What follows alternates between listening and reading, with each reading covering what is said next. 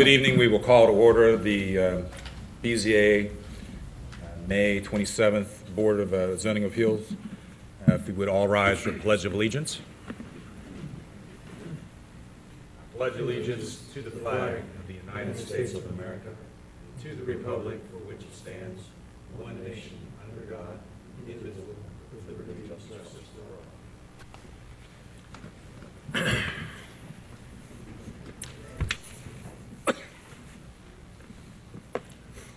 Good evening, ladies and gentlemen. For those who are not familiar with the board's process, a brief explanation is in order.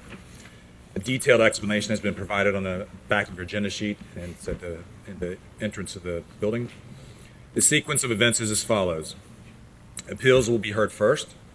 Other business of the board will follow the hearing of the appeals.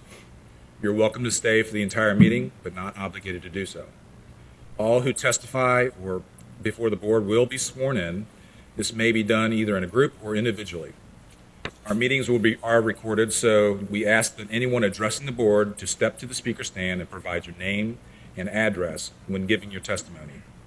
Anyone speaking may be cross-examined by an attorney. All documents presented for each case may be accepted by the board. The chairman will rule whether the additional items being offered will be accepted or rejected. The person presenting which case can also withdraw the documents. Each case will be presented by a zoning staff member. Once the BZA staff presentation is complete, the appellate will have the opportunity to present their case. Following the appellate's presentation, the chairman will ask anyone in opposition to the appeal to speak. Following the board's question, a motion and a second will be made by the board either to approve or deny the appeal. Finally, with respect to this process of one another is paramount. The deliberations for each case are taken seriously by the board. Likewise, it is the expectation that respect will be accorded to everyone regardless of any emotion that may be involved. No disruptive behavior will be tolerated. This extends to all who have testified as well as members of the audience. Anyone being disruptive will be asked to leave the hearing room. Thank you for your patience and your attention. All right, roll call. Mr. Bartol? Here. Mr. Martin? Here. Mr. Price? Mr. Roberto? Present. Mr. Reininger? Here. Note that Mr. Price is not seated. We will ask for an alternate to be seated. Staff have a... Mr. Kelly? Okay, Mr. Kelly. Record to show that Mr. Kelly has been seated.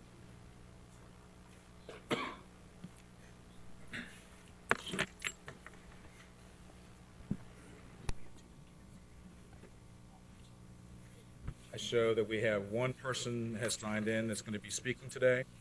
If you would rise and raise your right hand. Do you swear and affirm that you will tell the whole truth and nothing but the truth in matters before the Board of Zoning Appeals? Thank you. You may be seated. All right, we will bring up our first case. BZA 2015-01, variance for a front yard setback for addition, Article Sections 7.3.1, Table 7-2, located at 10228 Spirit Knoll Lane, Cincinnati, Ohio. The applicant and the owner is Jeff Eschenbach. Staff, do you? Excuse me? Eschenbach. It took me 15 years to get right. All right. The staff, do you have a presentation? We do, but I do want to remind the board that last night the trustees voted in that the action of the board tonight for these two hearings will be final, and there's no resolutions will be heard for next month. Okay, thank you. All right, so this is for 10228 Spirit Knoll Lane. This is for a variance of a front yard setback. Mr. and Mrs. Eschenbach had applied for a variance to the front yard setback of their property. They're wanting to put in a 12-foot by 26-foot 5-inch addition to the front yard, or to the front entrance of their one-story building. This is the aerial map of what's currently sitting there. It's a nice space. It's kind of an odd-shaped lot. zoning. It's zoned R2. Most of the homes, or the top half of the cul-de-sac is zoned as R2, and the other half is zoned as R3. We'll get into that discussion a little later. For the R2 district, what they ran into is that it would go into it's 50 foot is required for the R2 district.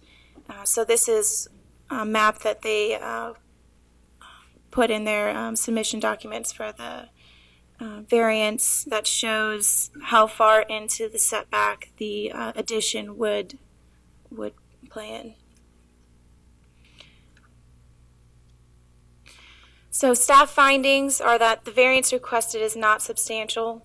If a variance were to be granted, the residence would encroach into the setback by approximately 7 foot 8 inches at its nearest point.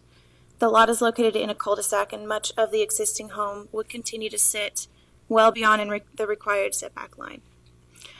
The property in question would likely yield a reasonable return without the variance because neighboring properties are in keeping with the 50-foot front yard setback requirement. However, this small community is rather unique. Half of the homes in the northern section of Spirit Knoll Lane, like I said, are zoned R2 and the other are zoned R3. R3 only has a 40-foot requirement for the front yard, while R2 has a 50-foot. Also, neighboring properties such as 10208 and 10225 Spirit Knoll, they are located in the R2 district, which is with a 50-foot requirement, but they are also, they're legal non-conforming and they are closer than that 50-foot. The owner's predicament could not feasibly be obviated by other means. Without the variances, the owners will not be able to locate the addition elsewhere due to the hilly terrain and the layout of the house. The variance would not adversely affect the delivery of governmental services. We find that the essential character of the neighborhood would not be negatively impacted because the other homes in the area are at the same distance, if not closer, to the setback that they are asking for. It is clear that the applicant would not, this restriction, I was not aware of the zoning restrictions before the property was purchased. Lastly, by taking into consideration the benefit to the applicant if the variance is granted as weighed against the detriment to the health, safety, and welfare of the neighborhood and broader community, staff finds that substantial justice would be done by granting this variance, and we recommend approval. Okay, thank you. At this point, we would move to public input. Those speaking in favor? I see none. Anyone opposed? Again, I see none. I would like a motion to close the public input on this format. So move. I'll second. We have a motion and a second. We do a roll call. Mr. Bartle? Yes. Mr. Martin? Yes. Mr. Kelly? Mr. Roberto? Aye. Mr. Reiniger? Okay. So we will move to board member questions. I guess the questions will be directed to staff in this particular instance, since there is no one to oppose or against. And we will move, Mr. Martin, you start us off. Well, your oral argument was very persuasive. Only kidding. I'm going to vote in favor of the variance. The only thing because I think there are lots of distinguishing factors here, the neighborhood makeup in terms of the two different zones. The only thing I would point out to staff is I'm not persuaded by number 6, and I don't want to set a precedent for stating that it's clear that the applicant was not aware of the zoning restrictions before the property was purchased, because I don't find that persuasive, and I don't want to give the impression that because you're not aware of something that you should get a pass in the future. So we want to encourage homeowners to look at zoning before they purchase a property. So that's the only thing I would say. But otherwise, I will support the request. Okay. Mr. Bartle? Well, kind of a question, but maybe not really. Since I don't have the whole floor plan, I'm assuming this is the most logical place, for the addition. Mm-hmm. Also assuming there's probably bedrooms to the left, if looking at the plan, and that's why the addition is out the front. And I guess it looks like there's a swimming pool or something in the back. Yes, in the back. So probably the most logical place for the addition is where they would like it, and it's aesthetically pleasing and complements the existing house, so I don't have any objections. Okay. Mr. Kelly? No questions, no objections. Mr. Leininger? Just one timeline for construction. You know what? I'm not aware of when they plan to start construction. They've already got their architectural drawings completed, so I think as soon as this is granted, they might break ground. So, In other cases, we usually put a one-year limit on completion. right, Not yeah. letting it come back. So I would assume that's with So that would be in the zoning certificate. It would have a 1-year Expiration. expiration date. So they would be required to reapply past the year after tonight. So, I have no further questions. I'll move that we approve the variance. I second. All right, we have a motion approved and second. Can I have the roll call, please? Mr. Bartle, Yes. Mr. Roberto, Yes. Mr. Reininger, Aye. Mr. Kelly, Aye. Mr. Martin. Yes. All right, that has been approved. We will move to the next case. He speaks.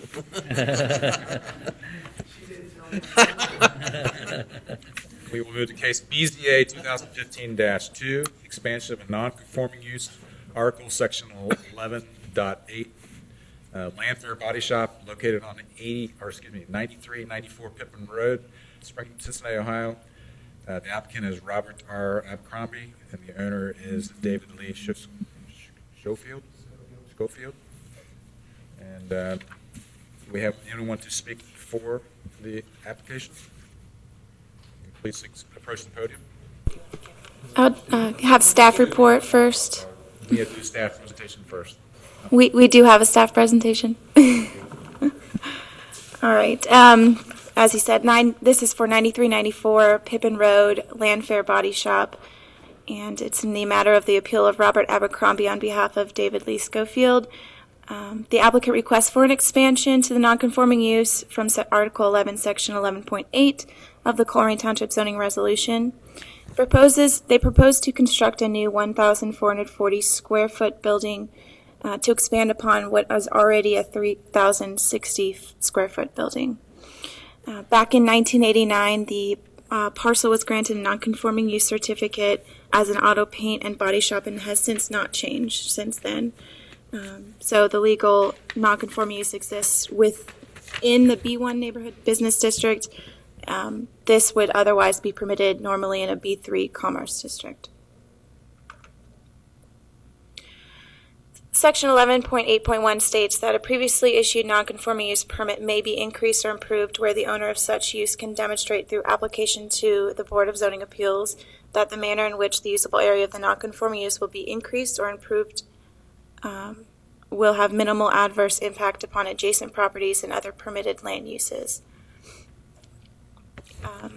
in the surrounding neighborhood, or can be made compatible with the adjacent properties and the uses in the surrounding neighborhood upon compliance with specified conditions.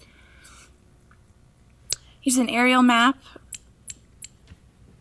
The proposed addition would be located in the back towards the east portion of the property.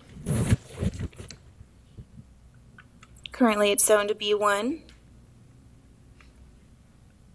And this is the proposed addition. This does not reflect the landscaping that is proposed, but it's to give you an idea of where this is placed.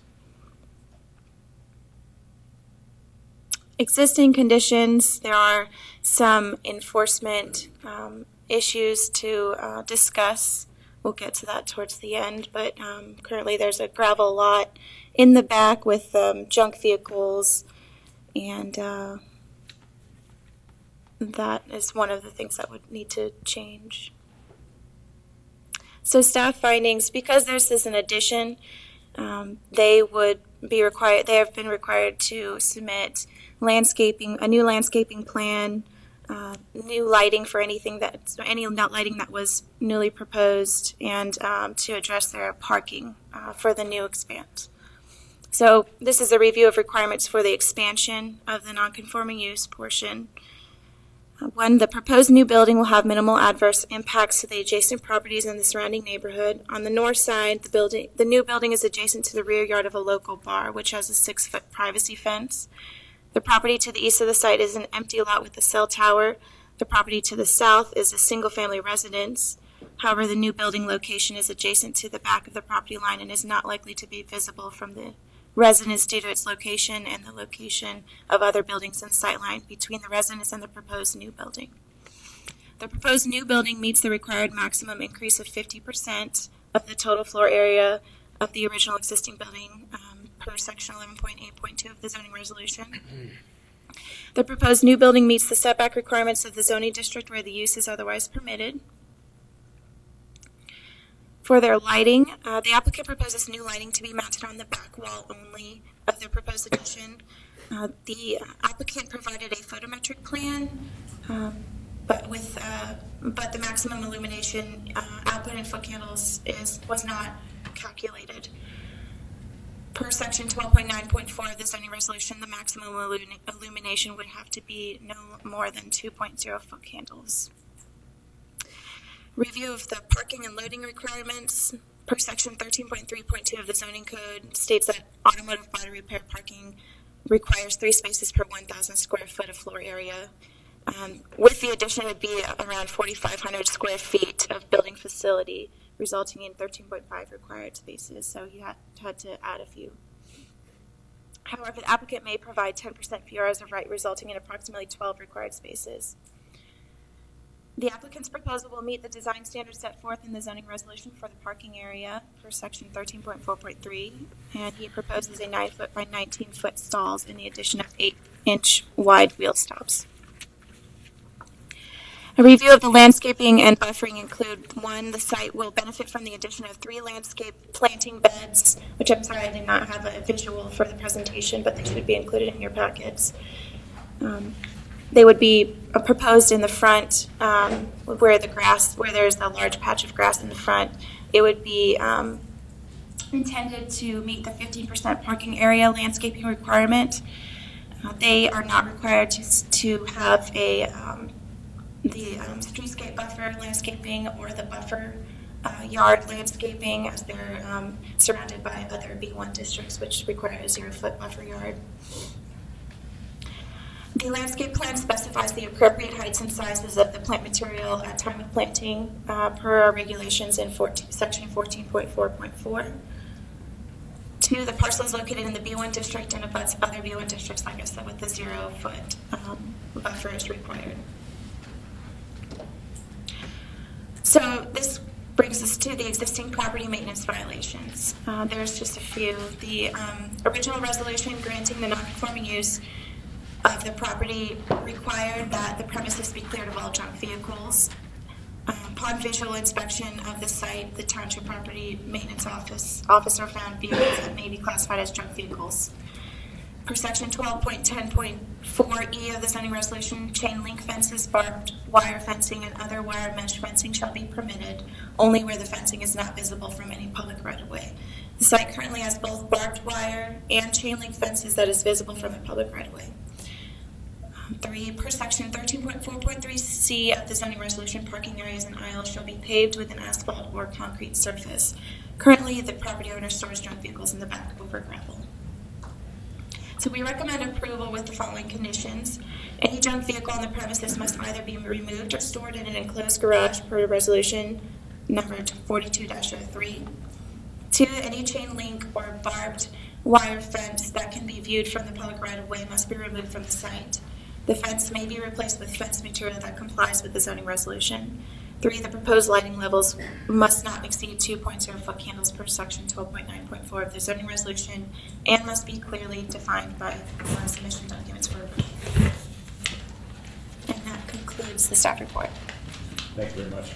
All right, I'll try this again. Do we have anyone speaking in for the resolution? My name is Robert Abercrombie, and my address is 1500 Covered Bridge Road, Cincinnati, Ohio, 45231.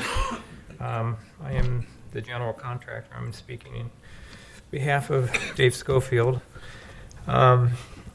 want to say the reason how this came about was last year. Originally, when we started talking about the construction of this, I came to the zoning office and talked to someone about the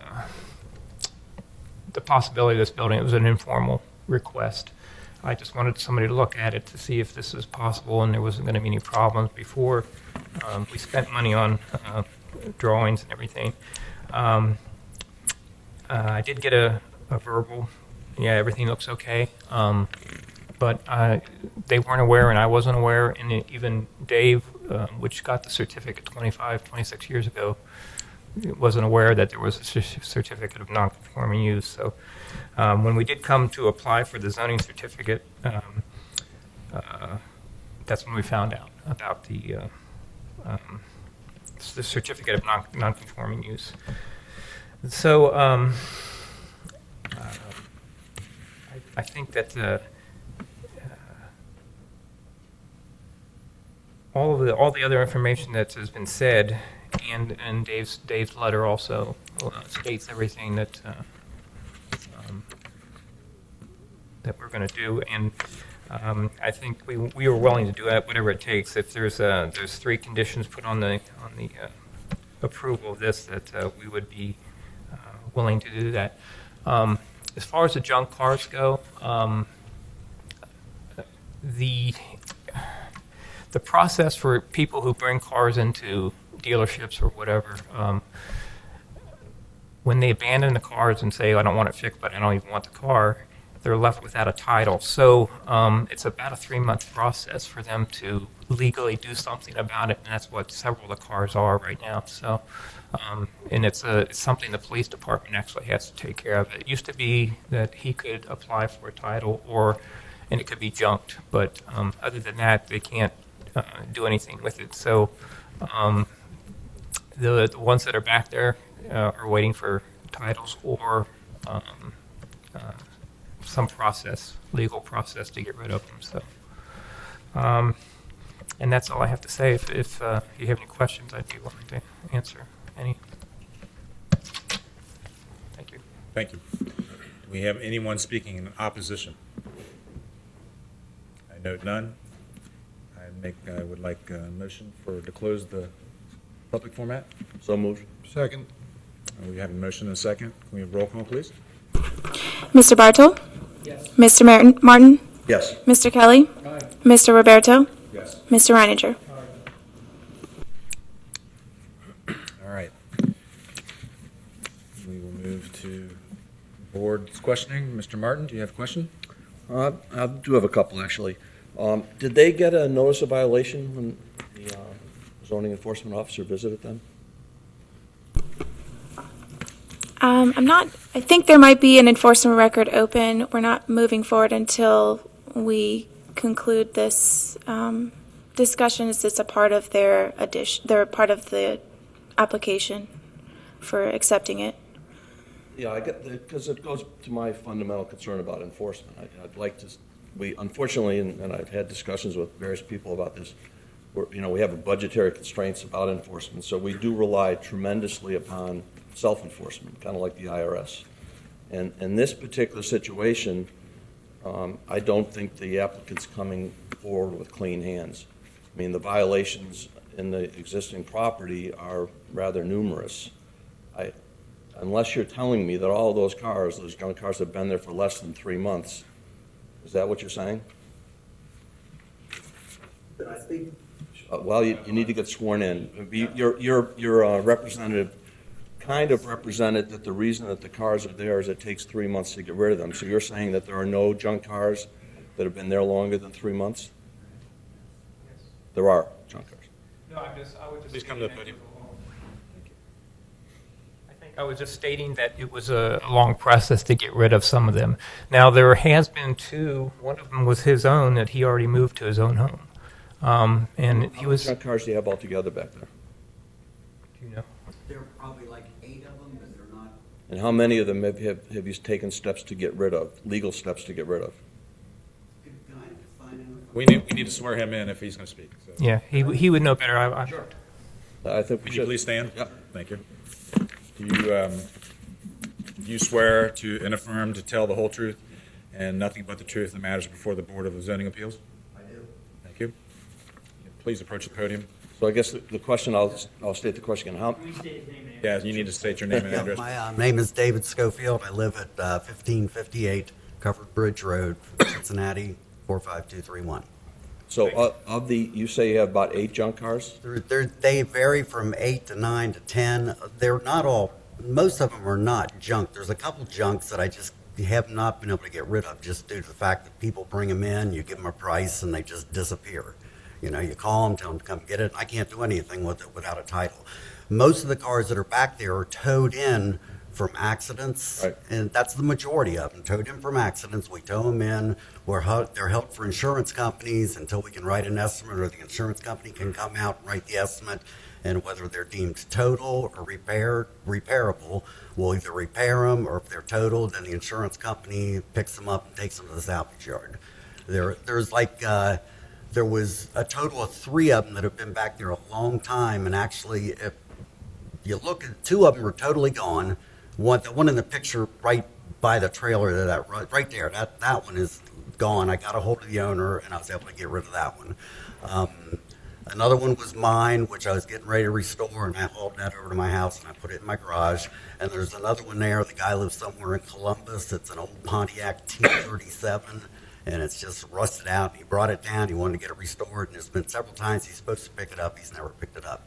But the majority of the cars there are only there for a week or 2 weeks or 3 weeks because the insurance company picks them up because they don't want to pay the storage. Well, again, I have not visited the site, but based upon the fact that the zoning enforcement officer was there and specifically cited the fact that you're not in compliance with your current Correct.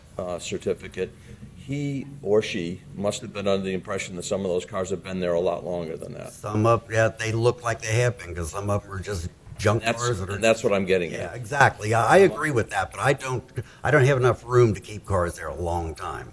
Okay, well, So I try to move them as fast as I can. the concern I have is, just to get to the bottom line, is that you're not in compliance with your current non-conforming And certificate. I will admit I had no idea that, and it's my fault. So I guess back in 1989, I guess they told me that when we moved in there, and I guess I really didn't. But even if you didn't have a non-conforming certificate, I don't think you're allowed to have those junk cars there anyway. So it's sort of a moot point, I think. Okay, yeah. I'm not sure about that, and I'll defer to staff and counsel on that. But the point I'm getting at is I'd be a lot more inclined, and frankly, I'd be inclined to vote yes if you came in here without current existing violations. I'm a little unhappy with the fact that a notice of violation was not issued. I would have preferred that a notice of violation be issued and that you would then clear up those notices of violation and come in here and say, okay, I've done everything I'm supposed to do. I want to make a fresh start, and I'm going to make a fresh start, and I'm going to be in compliance. I agree with you 100%. I would have done that, but the officer was out there that day with her, and he never said anything about I'm not complying or anything. If he would have said that, I'd have got it taken care of one way or another. And typically, the first thing is that they put the owner on notice, Right. I understand, and then they give a period of time to go ahead. But I don't think you're saying he didn't do I've that? never been told. This is the first time I've ever heard that. And That's unfortunate. when I moved in 1989, I wasn't aware that I wasn't. We're going to allowed check get a seller right now and just see if we've got an open enforcement record for him right now. And if this is the first time, it's unfortunate, Yeah. and that's an oversight, and that it should be, hopefully staff will correct that. I will just tell you where I'm heading, though. I intend at some point tonight to make a motion to defer this, to table this, and have you come back after you have brought your property into compliance with your current certificate. Okay. And be able to stand there and tell us that there are no junk cars, that the barbed wire fence has been taken care of, that you're in compliance with your current certificate. If you come in to us at that time, I will support, unless things change, but I will support the additional nonconformance at that point in time, but I will not support it now. I want to see the property in compliance. Well, if I would have known that before, it would have been done by now, but nobody's ever told me that. Well, that's So unfortunate. I can't read people's minds. And Right. figure this No, out. I agree. I mean, I'm surrounded by buildings right now The people have junk cars everywhere on that section of Pippin Road, and I'm fully aware of that, and Okay. I wish we would do something about that. I know. Well, It's not my control. I think that's maybe what needs to be done. And then if I knew about it, I'd take care of it. I've been there for 25 years, never had any problems or anything, and I try to follow the law. Listen, I understand what you're saying. I'm just we don't, frustrated. and as I said, I wish we were more vigorous in our enforcement. We're not for a variety of reasons, but again, my intention would be to table this until you can come back and tell us your compliance. I do want to mention that with the approval of, if this were to be approved tonight, they wouldn't receive a zoning certificate until the conditions were met. So in the conditions, it does state that the junk vehicles would need to be removed. So they wouldn't be granted the. I understand. I do understand, but I want to set a precedent for people coming in to be in compliance if they're going to ask for a further variance, basically, or further nonconformance of the use. I think they should be in compliance with what they've got already, and he clearly is not. So that's why I don't think this is a timely request at this point. That's all I've got. Okay. Can I ask a question? Can I make a statement? Sure. In my conversations with Dave, over 26 years, he's never seen a zoning person on the property. No one's ever said something to him about anything. And if he would have, he's always complied with everything that anybody's ever asked him to do. Time for us is of the essence. Another 30 days would be really set us back. We have a lot of money already involved in it. And if we can get this settled tonight and they hold off on the certificate for us until we comply, that would be the best for us. Well, with the chairs, maybe let me just, because I do not want to monopolize the conversation. I'm willing to give you I just want to be clear on something. So you're saying that the zoning enforcement officer that visited you did not tell you in any way, shape, or form that you were in violation of anything? Absolutely not. 100% he did. Well, that is a problem for me, and I hope that the staff and I hope council hears that and instructs the enforcement officer that if that's true, and you're under oath. I am under oath, absolutely. Then I think that we as the town fell down on our sword here a little bit, and therefore you persuaded me that perhaps, in fairness, we should vote for you tonight. But I can't believe that he didn't let you know that. Absolutely did not. I was standing right there. Okay, well, And- hopefully town take notice of that, and I'll leave it at that. Could I ask just one last question? How long does the car have to be there to be junk? Because some of them set for 3 to 4 or 5 weeks while insurance companies investigate things like that, and some of them are a fast process. They'll come in, stay 4 or 5 days. Some of them are there for 2, 3, 4 weeks. And So also, My determination of a junk car is if it has a valid license tag on Okay. the vehicle, then it's still a valid car. okay, gotcha. I understand that. That makes sense to me. Okay, perfect. Or Thank per you. the resolution, it sounds like it could be enclosed also. Sure. In So a- if you put it in a in a building. closed building, you would actually negate even having to remove it from your property. Right, but I don't think it'd be possible to put in an enclosed building back That'd there. require further variance for structure, though, I think, for parking lot. Well, if he's adding to his building, maybe there was a spot to hide one of Well, those. hypothetically, if you vehicles. have a big enough building. We do not have a past enforcement record on the property.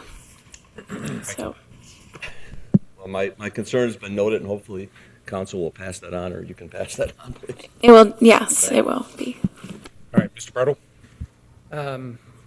Well, I'm okay with the existing setup where, the conditions have to be met prior to the zoning certificate being granted. So I don't have an issue with that.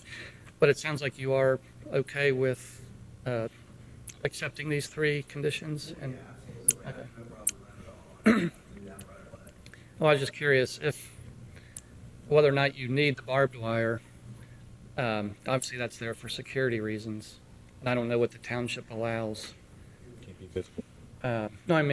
No, if you have a fence that's visible, but you still want security, what are the options, to use in that case if you're not allowed to have barbed wire?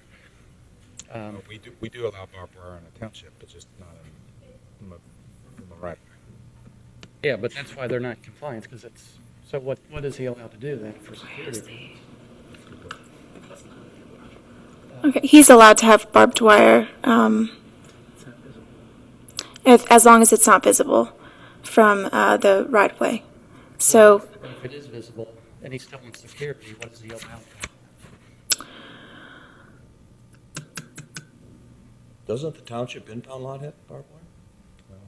So this is Joseph Chevrolet. So how, they're in violation? Granted. So anyway, I'm just curious for their sake. that's something that we can look into.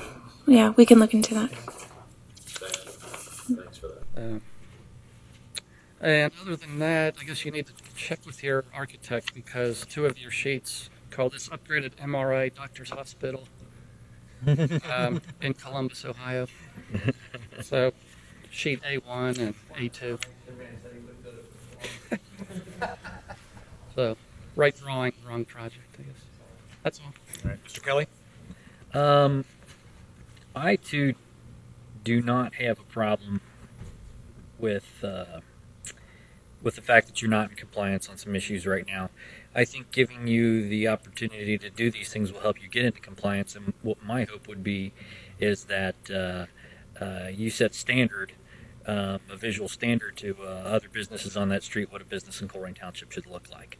I'd love to do that. Yeah. I'd like everybody around me to Yeah. meet the standards that are required also. Right. I think that's. I think I have any questions. Mr. Reininger? A couple of questions, please. The parking areas and aisles, if you please come to the podium. So whoever, I got a question on the paving. Are those spaces, is that something that can be done to pave the parking areas and aisleways so it is no longer? The only thing that's not right now where the new building's proposed, that's all paved, but we'll be taking that up to put a foundation, a new slab in. Now we're going to pave from the point where you can see the back corner there. That's all pavement. We're paving that. So You basically will eliminate the gravel parking surfaces. the majority of it. If it's necessary to redo. Pave the whole thing or turn it into grass, that's what we'd have to do. The second question I had deals again with the fencing. You certainly are entitled to have a secure fence. Is there a way of doing that without having it visible to the Well, there is actually a 6-foot fence along both sides all the way to the street and then a 4-foot fence in the front. And he was okay with taking that down on the sides and the front.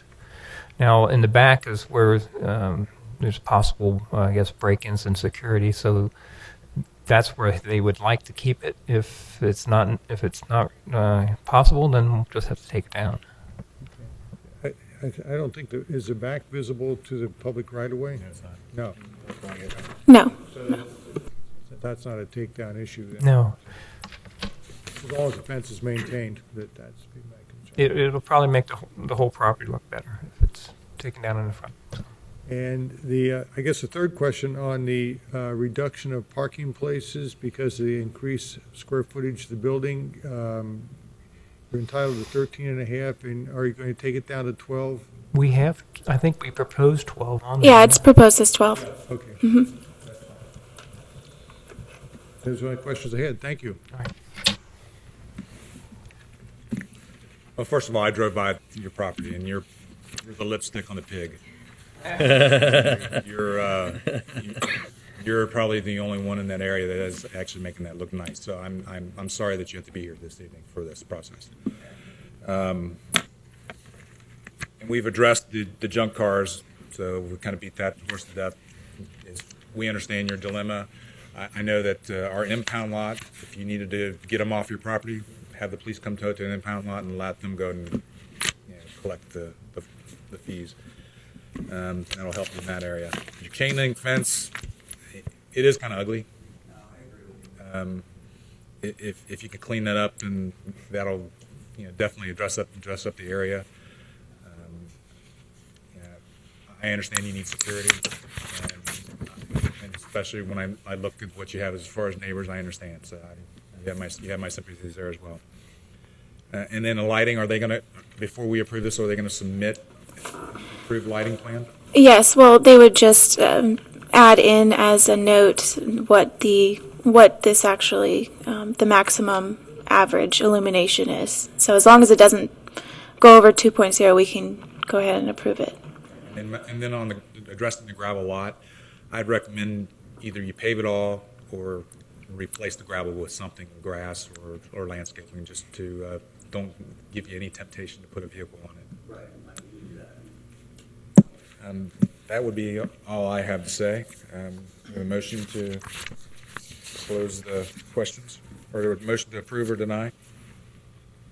I'll make a motion to approve the expansion of a non-conforming use with the caveats that the staff has placed on the document. And I'll second that. Okay, we have a motion and we have a second. Roll call, please. Mr. Martin? I'll vote yes, but I do want to note again, I'm voting yes only because I don't think he was given sufficient notice. Otherwise, I would have voted no. I'm not sure what the comment about the other neighbors means, but I'm not sure I agree with that either. But in any event, I will vote yes. Mr. Kelly? Aye. Mr. Roberto? Aye. Mr. Bartle? Yes. Mr. Reininger? Aye. Motion has been approved.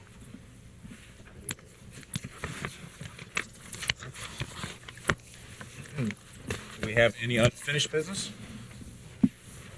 No, we do not. Okay. We need to have approval of the minutes from February 25th, 2015 meeting. So moved. I'll second. All right, we have a motion and a second. Can we have the roll call, please? Mr. Bartle? Yes. Mr. Martin? Yes. Mr. Kelly? Aye. Mr. Roberto? Yes. Mr. Reininger? Okay. Do we have any administrative matters? No, we do not. Okay. Then we stand adjourned. So we don't have a meeting next month, is that what you're saying? We do. Next month. Yes, next meeting, and next month we do have a meeting. Okay. We need to read the resolutions from last month. 2 months or 3 months ago. There were not any. You guys didn't give me did you? No, we didn't meet, so, It's been a while. yeah. Yeah, it looked like these were the first ones of the year. There was 1 and 2 of 15. I believe they were approved in February. They approved those resolutions in February. They were already approved in February, is what Becky's stating. Oh, after the month expired. All right. Very good. Thank you. We're adjourned.